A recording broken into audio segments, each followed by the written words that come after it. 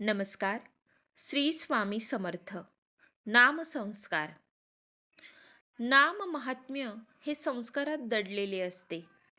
एखाद्या नावाचे महात्म्य आपल्या अंतर्मनावर अनेक वेळा ऐकून, वाचून किंवा कदाचित पाहून कोरले जाते.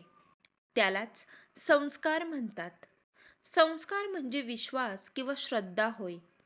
आई, वडील, भावंड, पती, पत्नी, मुले व नातेवाईक यांच्याविषयीच्या आदरयुक्त भावना म्हणजे संस्कारच होत. आपली सर्व नाती रक्तापेक्षा संस्काराने टिकत असतात.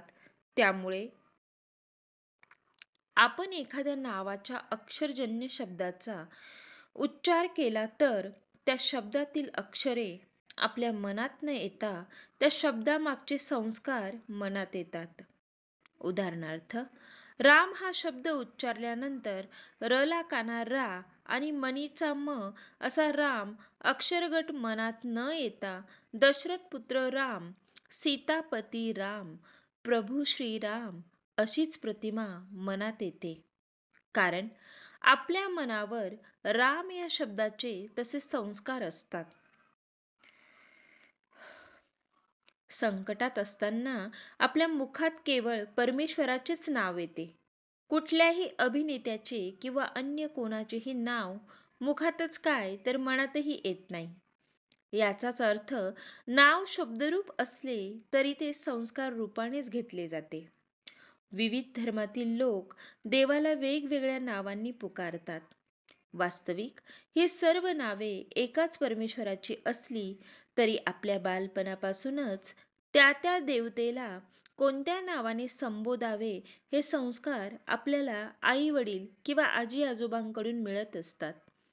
त्यामुळे तेव्हापासूनच आपला भाव हा शब्दांवर नसून संस्कारावर असतो हे येथे लक्षात घ्यावे. मंत्राचे सुद्धा तसेच आहे.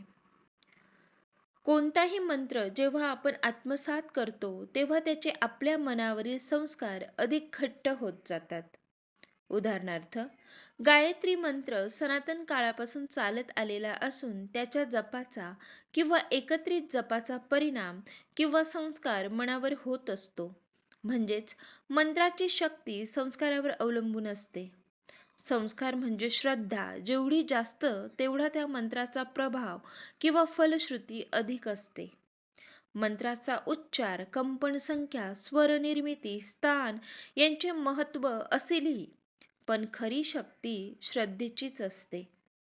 केवळ शब्दात शक्ती असती तर मंत्रोच्चार कोणीही केला असता तरी फळ प्राप्ती झाली असती, पण तसे होत नाही.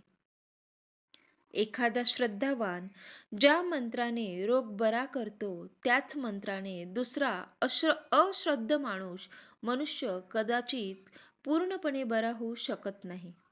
म्हणूनच श्रद्धा व संस्कार महत्त्वाचे असून ते चिंतनाने साधता येतात.